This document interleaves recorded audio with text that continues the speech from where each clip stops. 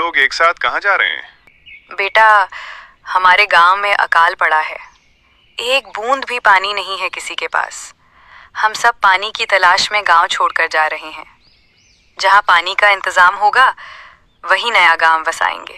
अगर आप चाहें तो मैं मदद कर सकता हूँ। इस वन के उस पार एक नदी है जिसमें पूरे साल पानी रहता है।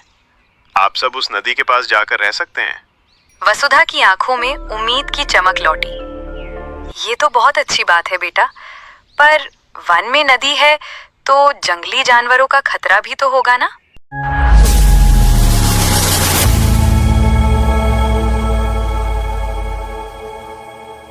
सूरज सर के ऊपर तप रहा था।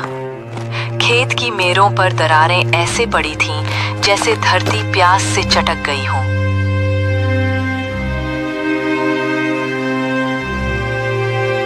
पता नहीं इस खेत में कब अच्छी फसल आएगी। जितनी बार कोशिश करता हूँ फसल सूख ही जाती है। पास ही खड़ी उसकी पत्नी बोली, अरे अब यूं सोचते मत बैठिए, जाइए उस पड़ोसी रतन से बात कीजिए। उसके खेत से पानी का कोई प्रबंध हो सकता है क्या? देखिए। अरे वो रतन कहाँ देने वाला है पानी? फिर भी जाकर देखता हूँ। वो भारी कदमों से रतन के खेत पहुंचा। वहां हरे भरे पौधे, लहराते पत्ते और टप टप गिरता पानी देखकर उसकी आंखें चमक उठीं। अरे रतन, फसल को पानी दे रहे हो? हाँ, धूप पड़ गई है ना, इस समय खेत में 2 बार पानी देना जरूरी है। हाँ, तुम्हारी बात सही है। अच्छा है तुम तो दिन में 2 बार पानी दे रहे हो और मेरे पास 1 बार देने के लिए भी पानी नहीं है। तुम अगर अपने कुएं से थोड़ा पानी दे दो। अरे मैं कैसे दे सकता हूं? अभी मेरे कुएं में भी ज्यादा पानी नहीं बचा है। मैं भी सोच रहा हूं आगे अपने खेत के लिए पानी का प्रबंध कैसे करूं। गोपीराम ने चुपचाप सिर झुका लिया और अपने खेत की ओर लौट पड़ा। उसके पैरों के नीचे सूखी मिट्टी चरमराती रही और मन में पानी की चिंता गूंजती रही। रतन के खेत से लौटते हुए गोपीराम ने घर पहुंचकर पत्नी से कहा, फिर से उसने ना कह दिया पानी के लिए। जी, मुझे तो लगता है अब हमें अपने खेत में ही कुआं खोद लेना चाहिए। हमारे ही खेत में कुआं होगा तो हमें कभी पानी की दिक्कत नहीं होगी। हाँ, बात तो सही है, पर कुआं खोदने में कितना धन लगता है और हमारे पास है कहाँ इतना। हम तो 2 वक्त की रोटी जैसे तैसे खा पा रहे हैं। हाँ, पर कुछ न कुछ तो करना ही पड़ेगा। अब आप एक काम कीजिए, साहूकार से जाकर मिलिए, उनसे कुछ कर्जा ले लीजिए। साहूकार से कर्ज?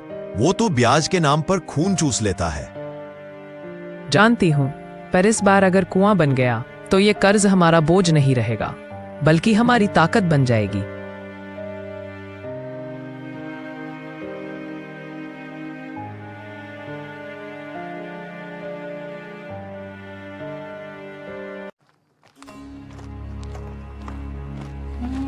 गोपीराम साहूकार के बड़े से हवेली नुमा घर पहुंचा। राम राम साहूकार जी।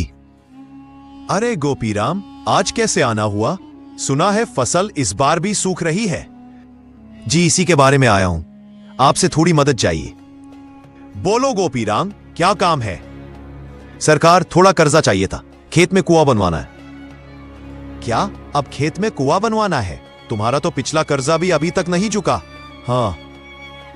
हाँ सरकार, बस 1 बार कुआं बनवा लो, फिर फसल को पानी मिलता रहेगा। फसल अच्छी आएगी तो मैं आपका सारा कर्जा एक साथ चुका दूंगा। ठीक है, अगर ऐसी बात है तो दे देता हूं तुम्हें कर्जा। धन्यवाद सरकार, आपका एहसान मैं जिंदगी भर नहीं भूलूंगा। कर्जा मिलते ही वह गांव के चौपाल से होते हुए घर पहुंचा और तुरंत मजदूरों को बुलाकर कुआं खोदने का काम शुरू करवा दिया। दिन भर हथौड़ों की ठक ठक, लोहे की गड़गड़ाहट और मिट्टी की गंध खेत में घुली रही। 2 दिन तक सूरज की तपिश और रात की ठंड झेलने के बाद तीसरे दिन शाम को कुएं का काम पूरा हो गया और नीचे पानी ऐसे चमक रहा था जैसे चांदनी खुद उतर आई हो।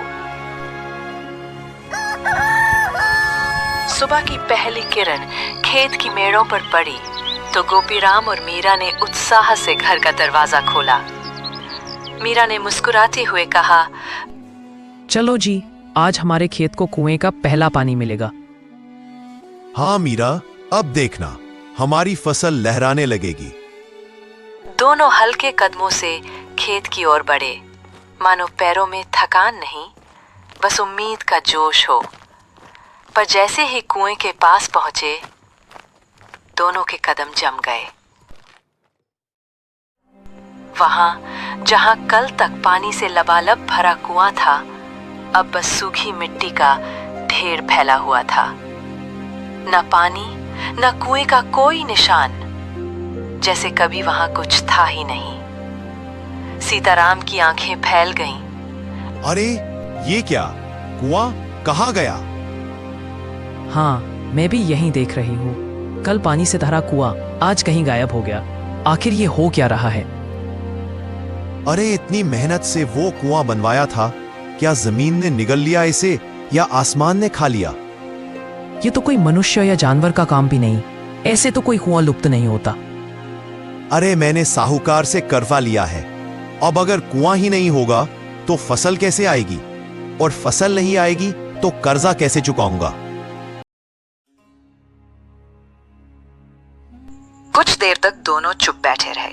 फिर मीरा ने अचानक कहा, सुनिए, आप महाराज से जाकर मिलिए। अरे महाराज के पास जाकर क्या करूंगा? महाराज के पास जाकर बताइए कि किसी ने हमारे कुएं की चोरी कर ली है। गोपी राम की आंखें फटी की फटी रह गईं। क्या कुएं की चोरी हुई है? हाँ, अब हमने इतनी मेहनत और खर्चा करके कुआं बनाया था और अब उसकी जगह कुछ नहीं है। इसका मतलब यही है ना कि उसकी चोरी हुई है। आप जल्दी जाइए। अरे कुआं चोरी हो गया ये सुनकर लोग मेरा मजाक उड़ाएंगे। पूरा गांव मुझ पर हंसेगा। महाराज को भी मेरी बात पर विश्वास नहीं होगा। वो सब मैं जानती हूँ, पर अभी महाराज ही हमारी मदद कर सकते हैं। मीरा की बात में जो दृढ़ता थी, उसने गोपी राम को खड़ा कर दिया। धूल झाड़ते हुए उसने कहा, ठीक है, चलते हैं। कुछ देर बाद गोपीराम महाराज आत्मानंद की राजसभा में पहुंच गया। गोपीराम ने झुककर प्रणाम किया। प्रणाम महाराज। महाराज, मेरी कुएं की चोरी हो गई है। क्या चोरी हुआ है? और वो भी कुआं? ऐसा कैसा विचित्र कुआं है तुम्हारा जिसकी चोरी हो सकती है? महाराज, मैं सच बोल रहा हूं। 2 दिन मजदूर लगाकर मैंने अपने खेत में कुआं बनवाया था। कल रात पानी से भरा हुआ वो कुआं मेरे खेत में था, लेकिन आज सुबह जब मैं और मेरी पत्नी खेत में पानी देने गए तो कुआं वहां नहीं था।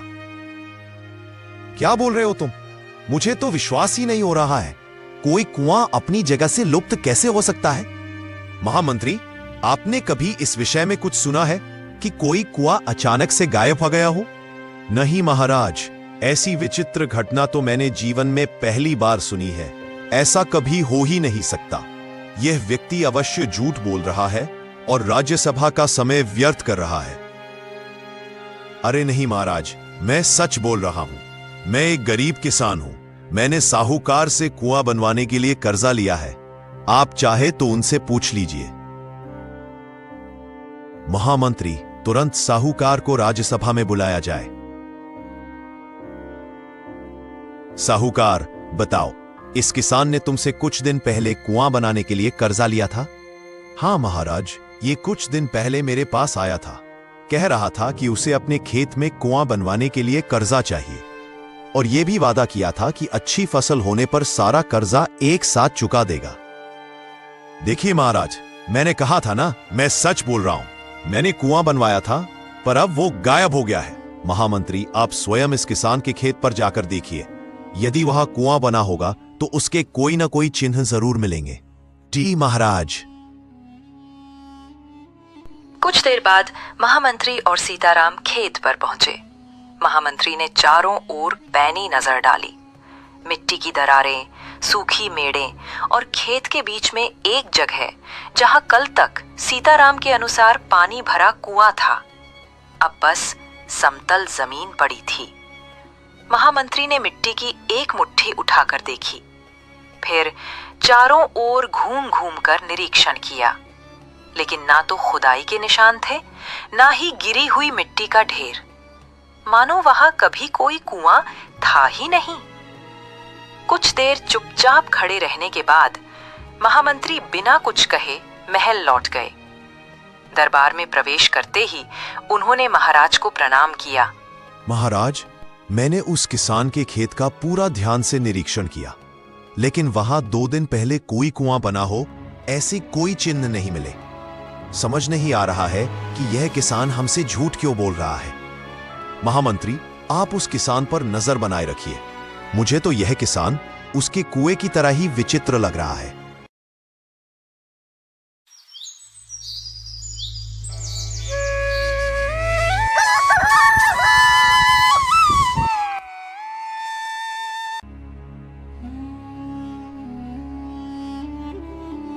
ये कुछ बहुत अजीब हो रहा है।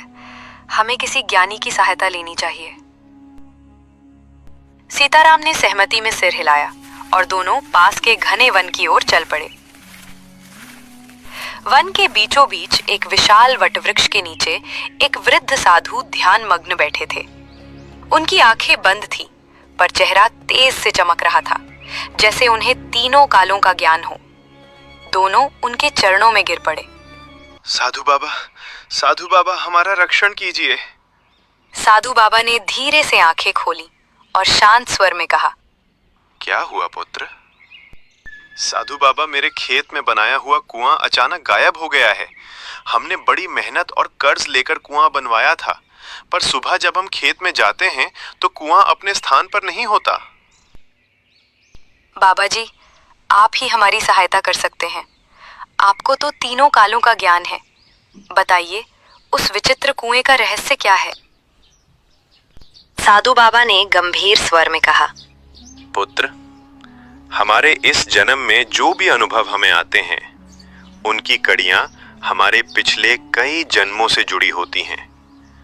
तुम्हारे साथ जो ये विचित्र घटना घट रही है, उसकी जड़ भी तुम्हारे किसी पिछले जन्म में है। सीताराम ने उलझन में पूछा, आप क्या कह रहे हैं साधु बाबा? मेरी कुछ समझ में नहीं आ रहा। साधु बाबा ने गहरी सांस ली। पुत्र, तुम्हारे पिछले जन्म में तुम एक बहुत बड़े साहूकार थे। उस समय तुम अत्यंत धनवान थे और तुम्हारे पास बड़े बड़े खेत थे। उन्हीं खेतों में एक विशाल कुआं था, इतना बड़ा कि पूरे गांव की प्यास बुझा सकता था। और वो कुआं कभी सूखता नहीं था, उसका पानी अनंत था। उस साल गांव पर अकाल की ऐसी मार पड़ी कि खेत खलिहान सूखकर फटने लगे। कुएं एक एक कर खाली हो चुके थे। गांव की बुढ़िया कमला काकी कांपते पैरों से साहूकार के हवेली पर पहुंची। उसने हाथ जोड़कर कहा, साहूकार जी, गांव में अकाल पड़ा है। आपके खेत के कुएं में तो अभी भी पानी है। अगर आप कहें तो मैं थोड़ा पानी अपने घर ले जाऊं। घर में एक बूंद भी नहीं बची। करोड़मल ने घूरकर कहा, पूरे गांव में मेरा ही कुआं है क्या, जो तुम पानी लेने चली आई हो बुढ़िया? कमला काकी ने विनती की, साहूकार जी, सारे कुएं सूख गए हैं, कोई भी पानी से भरा नहीं है। गांव के लोग, बच्चे सब प्यासे हैं। इसका मतलब है कि अगर मैंने तुम्हें पानी दे दिया तो एक एक करके पूरा गांव मेरे कुएं से पानी लेने आ जाएगा? नहीं, मैं किसी को पानी नहीं दूंगा। कमला काकी की आंखों में आंसू भर आए, पर वो चुपचाप लौटने लगी। रास्ते में उसे वसुधा मिली, जिसके हाथ में खाली हंडा था। क्या हुआ कमला काकी, दे दिया साहूकार ने पानी? कमला काकी ने सिर हिलाया। अरे कहाँ, वो तो बड़ा ही दुष्ट है। हम सबकी जमीनें उसके पास गिरवी हैं, ब्याज भी खाता है और ऊपर से रोब झाड़ता है। कह रहा था, जाओ किसी दूसरे गांव से पानी भर लो। वसुधा का चेहरा कठोर हो गया। क्या उसने ये भी सुना नहीं कि गांव के सारे कुएं सूख चुके हैं? कहा था मैंने, पर सुनकर बोला, अगर अब पानी दूं तो पूरा गांव मेरे कुएं पर टूट पड़ेगा। वसुधा ने आक्रोश में कहा, उसके पास अभी पानी है, इसलिए घमंड में चूर है, पर अगर कभी ऐसा दिन आया कि उसे भी प्यास से तड़पना पड़े, तब उसे हमारी पीड़ा समझ में आएगी। कमला काकी ने लंबी सांस ली। सही कह रही हो वसुधा, पर वो तो बाद की बात है। अभी तो हमें सोचना है क्या करें, पानी कहाँ से लाएं? गांव की गलियों में प्यास से बेहाल बच्चों की रोने की आवाज गूंज रही थी। कुछ लोग घर छोड़ने का मन बना चुके थे। अब और इंतजार नहीं कर सकते। पानी का इंतजाम नहीं हुआ तो हमें ये गांव छोड़ना ही पड़ेगा। धीरे धीरे लोग अपनी पोटलियां बांधने लगे। मवेशी कमजोर होकर गिर रहे थे, कई तो प्यास से मर भी चुके थे। गांव छोड़ने से पहले आखिरी बार कई लोग साहूकार करोड़मल के पास पहुंचे, पर वो किसी को पानी नहीं देता। आखिरकार पूरा गांव कपड़ों की पोटलियां, भूखे प्यासे बच्चे और मुरझाए चेहरे लेकर वन के रास्ते निकल पड़ा, पानी की तलाश में। घने जंगल के रास्ते में एक शिकारी बबूली मिला। उसके कंधे पर तीर कमान लटक रहा था और आंखों में कुछ रहस्यमयी चमक थी, मानो वो उनकी किस्मत से पहले से वाकिफ हो। इतने सब लोग एक साथ कहाँ जा रहे हैं? कमला काकी ने थके स्वर में जवाब दिया, बेटा, हमारे गांव में अकाल पड़ा है। एक बूंद भी पानी नहीं है किसी के पास। हम सब पानी की तलाश में गांव छोड़कर जा रहे हैं। जहां पानी का इंतजाम होगा वहीं नया गांव बसाएंगे। अगर आप चाहें तो मैं मदद कर सकता हूँ। इस वन के उस पार एक नदी है जिसमें पूरे साल पानी रहता है। आप सब उस नदी के पास जाकर रह सकते हैं। वसुधा की आंखों में उम्मीद की चमक लौटी। ये तो बहुत अच्छी बात है बेटा, पर वन में नदी है तो जंगली जानवरों का खतरा भी तो होगा ना? बबूली हल्के से हंसा। नहीं काकी, मेरे होते हुए आपको कोई संकट नहीं होगा। इस वन में कोई भी प्राणी आपको नुकसान नहीं पहुंचाएगा। गांव का एक नौजवान शक में पड़कर बोला, बबलू भैया, आप इतने विश्वास से कैसे कह सकते हैं? बबूली ने गर्व से कहा, मैं बचपन से ही इसी वन में पला बड़ा हूं बहन। यहाँ के हर प्राणी को पहचानता हूँ, चाहे वो बाघ हो, भालू हो या सांप। ये प्राणी बिना वजह किसी पर हमला नहीं करते। ये उनका घर है, और अगर हम उनकी मर्यादा में रहें तो वे भी अपनी मर्यादा नहीं तोड़ते। कमला काकी की आंखों में अब भी संशय था। पर बेटा, वन में रहना आसान नहीं होता, बबूली ने गहरी आवाज में कहा। आप निश्चिंत हो जाइए काकी। इतने सालों से यहाँ रहते रहते मैं न सिर्फ रास्ते जानता हूँ, बल्कि यहाँ के पक्षी और जानवरों की भाषा भी समझने लगा हूँ। अगर खतरा आया तो उससे पहले ही मुझे पता चल जाएगा। गांव वाले एक दूसरे का चेहरा देखने लगे। अब उनके पैरों में थकान के बजाय उम्मीद उतरने लगी थी। सभी गांव वाले बबूली शिकारी के पीछे पीछे जंगल के भीतर चलने लगे। थोड़ी देर बाद झाड़ियों के पार से नदी की कलकल आवाज सुनाई देने लगी। बबूली ने मुस्कुराकर कहा, लो, हम पहुंच गए। यही है वो नदी। गांव वाले उत्साह से दौड़ते हुए नदी किनारे पहुंचे। किसी ने अपने चेहरे पर पानी छीटा तो कोई घुटनों के बल बैठकर गट-गट पीने लगा। कमला काकी की आंखों में पानी आ गया। बेटा, तूने तो हमें जीवन दान दे दिया। सब लोग बबूली के चारों ओर इकट्ठा होकर आशीर्वाद देने लगे। बबूली बस मुस्कुराता रहा, और उसी दिन उसने निश्चय किया कि वो गांव वालों के साथ रहेगा, उनकी रक्षा करेगा और इस नई बस्ती को बसाने में मदद करेगा।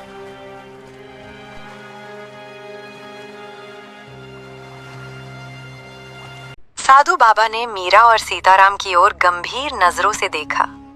पुत्र, तुम्हारे पूर्व जन्म में सभी गांव वालों के शाप लगे थे।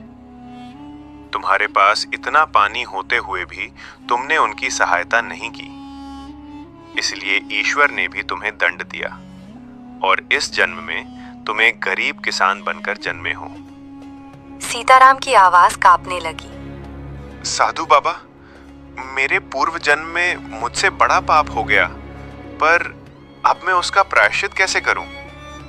साधु बाबा ने गहरी सांस ली। तुम्हारे महाराज के पास जाओ। तुम्हारे महाराज आत्मंद वही बबूली शिकारी हैं जिन्होंने अपने पुण्य से गांव वालों को पानी तक पहुंचाया था। उन्हें ये सब बता देना और उनसे कहना कि उस कुएं को स्पर्श करें। जब उनके पुण्यवान हाथ उस कुएं को छुएंगे तो वह कुआं हमेशा के लिए उसी स्थान पर स्थित हो जाएगा और उसका पानी कभी खत्म नहीं होगा। मीरा और सीताराम ने साधु बाबा को प्रणाम किया और तुरंत महल की ओर चल पड़े। महाराज के सामने पहुंचते ही सीताराम ने कांपते स्वर में कहा, महाराज, साधु बाबा ने जो कहा वो मैं आपको सुनाता हूँ। उसने पूरा वृत्तांत सुनाया, पूर्व जन्म का रहस्य, पाप और पुण्य की कड़ी और उस अद्भुत कुएं की मुक्ति का उपाय। महाराज आत्मन चुपचाप सुनते रहे। उनकी आंखों में एक गहरी चमक और होठों पर हल्की मुस्कान उभर आई। मंत्री ने भौहें चढ़ाकर कहा, ये तुम क्या कह रहे हो किसान? तुम अब महाराज से कह रहे हो कि वे तुम्हारे कुएं का पानी निकाले? नहीं मंत्री जी, ये मेरी बात नहीं है। साधु बाबा ने ऐसा कहा है। आप चाहें तो साधु बाबा को भी बुला सकते हैं। यदि साधु बाबा ने ये आदेश दिया है तो हमें उसका पालन करना ही होगा। चलो, सब लोग सीताराम के खेत पर चलते हैं। महामंत्री स्वयं साधु बाबा को भी साथ ले आए। महाराज आत्मन जब सीताराम के खेत में पहुंचे तो जैसे धरती ने फिर से सांस ली। वो सूखा पड़ा कुआं अचानक वही प्रकट हो गया। उसका मुंह चमकते पानी की नीलिमा से दमक रहा था। सीताराम की आंखें फटी रह गईं। मैंने कहा था ना पुत्र, तुम्हारे महाराज के हाथ पुण्यवान हैं। अब इस कुएं का पानी कभी खत्म नहीं होगा। महाराज आत्मन ने गंभीर स्वर में आदेश दिया, सबसे पहले ये पानी सभी गांव वालों को दिया जाए। सीताराम, जब हर एक घर पानी भर ले तब तुम अपने लिए लेना। फिर महाराज ने एक हंडा पानी उठाया और सीताराम की सूखी पड़ी फसल पर डाल दिया। पत्तों में हरियाली लौट आई, जैसे धरती ने राहत की सांस ली हो।